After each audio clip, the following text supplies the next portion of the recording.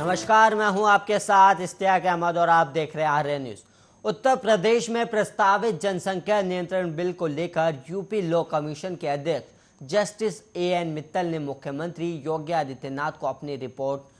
सौंप दी है और इस दौरान उन्होंने कहा कि इस बिल के प्रस्ताव पर लोगों की सकारात्मक प्रतिक्रिया मिली है और उन्होंने आगे कहा कि हमने सभी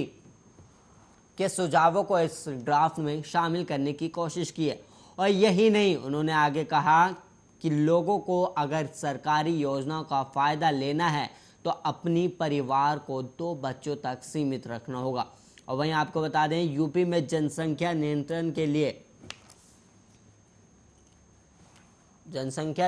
के लिए राज्य विधि आयोग ने जनसंख्या नियंत्रण विधेयक 2021 का ड्राफ्ट तैयार कर लिया है और इस ड्राफ्ट के अनुसार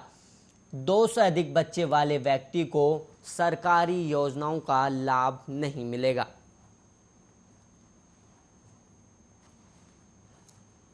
और वहीं आपको बता दें, और व्यक्ति सरकारी नौकरी के लिए आवेदन नहीं कर पाएगा और ना ही किसी स्थानीय निकाय का चुनाव लड़ सकेगा। और आयोग ने 19 जुलाई तक जनता से राय भी मांगी थी कि इसमें और क्या क्या सुधार करने चाहिए।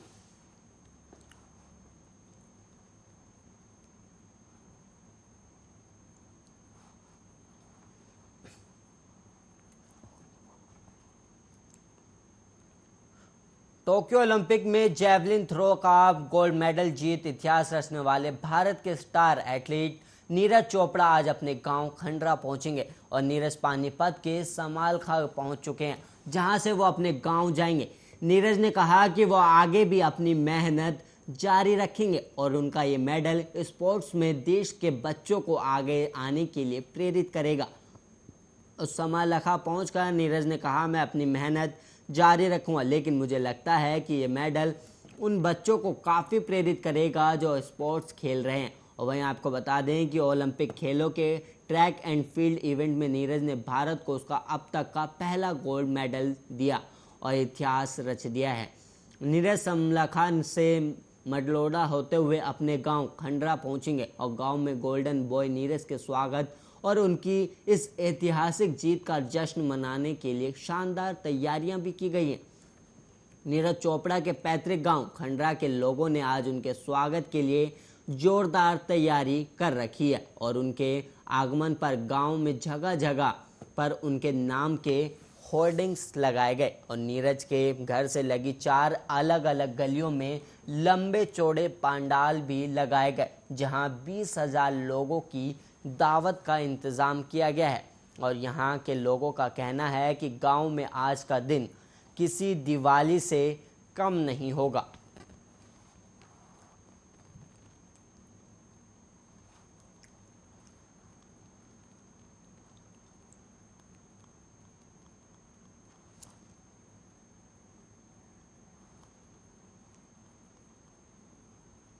बिहार में कोरोना के मरीज लगातार कम हो रहे हैं। हर दिन आने वाले नए मरीजों की संख्या से लोग राहत महसूस कर रहे हैं और वहीं ताज़ा आंकड़ों के अनुसार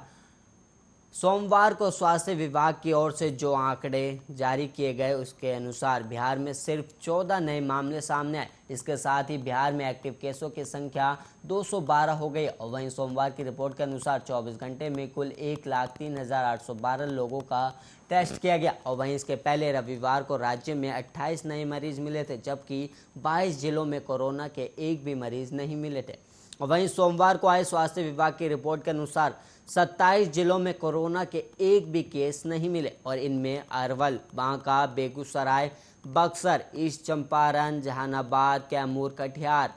किशनगंज, लखीसराय, मधेपुरा, मधुबनी, मुजफ्फरपुर, नालंदा, पटना, पूर्णिया, सहरसा, समस्तीपुर, शेखपुरा, शिवहर, सीतामढ़ी, सिवान और वेस्ट चंपारण शामिल है। और वहीं गया और अररिया में सबसे अधिक कोरोना के 2 मरीज मिले। इसके अलावा अन्य बचे हुए 9 जिलों में सिर्फ एक नए मरीज मिले हैं।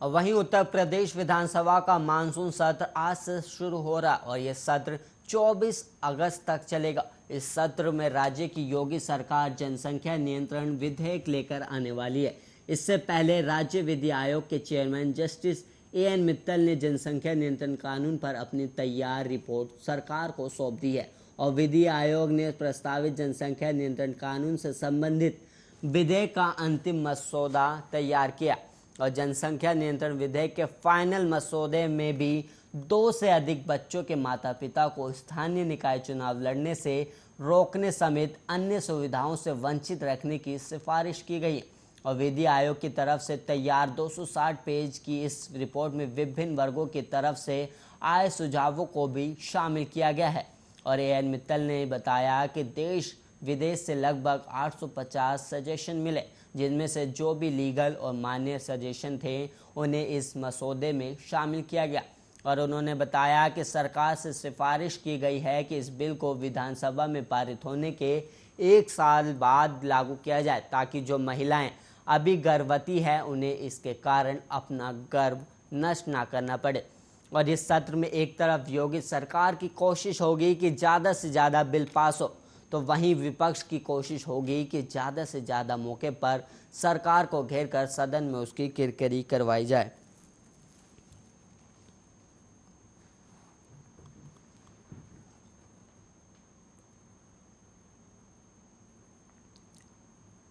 और वहीं जम्मू कश्मीर के कुपवाड़ा जिले में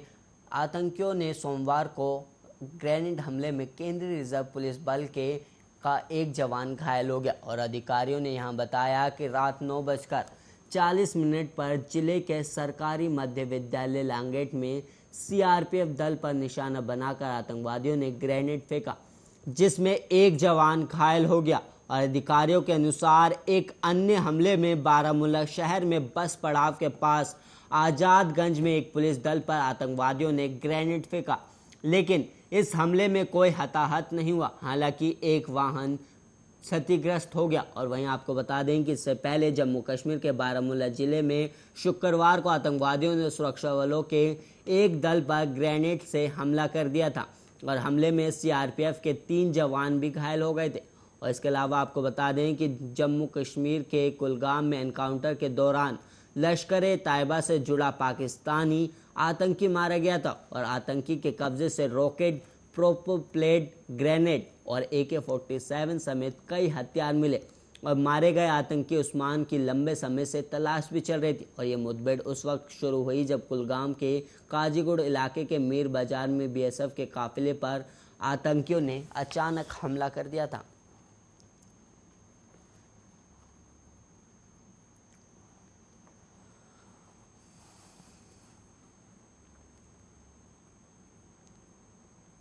राहुल गांधी के इंस्टाग्राम से एक पोस्ट को हटाने के मामले में फेसबुक इंडिया के हेड सत्या यादव को आज शाम 5 बजे एनसीपीसीआर के सामने पेश होना है। राष्ट्रीय बाल अधिकार संरक्षण आयोग ने फेसबुक को नोटिस भेजकर निर्देश दिया था कि वो राहुल गांधी के इंस्टाग्राम प्रोफाइल पर दिल्ली बलात्कार पीड़ित बच्ची के परिवार की पहचान उजागर करने वाले पोस्ट को हटाने को लेकर कार्रवाई करे और आयोग को उसके बारे में जानकारी दे। लेकिन आयोग के मुताबिक अभी तक फेसबुक की तरफ से उनको कोई जानकारी नहीं मिली है, जिसके बाद समन भी भेजा गया। फेसबुक के अधिकारी एनसीपीसीआर के इस जनपद स्थित कार्यालय में पहुंचकर या फिर वीडियो कॉन्फ्रेंसिंग के माध्यम से उसके समक्ष उपस्थित हो सकते हैं। और फेसबुक को पत्र लिखकर एनसीपीसीआर ने कहा था कि उसने राहुल गांधी के इंस्टाग्राम पर पोस्ट किया हुआ एक वीडियो देखा,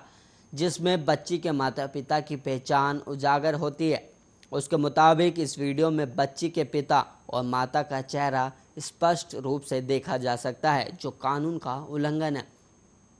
राहुल गांधी पर दिल्ली में कथित तौर पर बलात्कार पीड़ित बच्ची के परिवार से मुलाकात के बाद उनकी पहचान अपने ट्वीट के जरिए सार्वजनिक करने का आरोप लगा था, जिसके बाद राष्ट्रीय बाल अधिकार संरक्षण आयोग ने इस मामले पर स्वतः संज्ञान लेते हुए पुलिस और सोशल मीडिया प्लेटफॉर्म्स को कार्रवाई करने का निर्देश दिया था।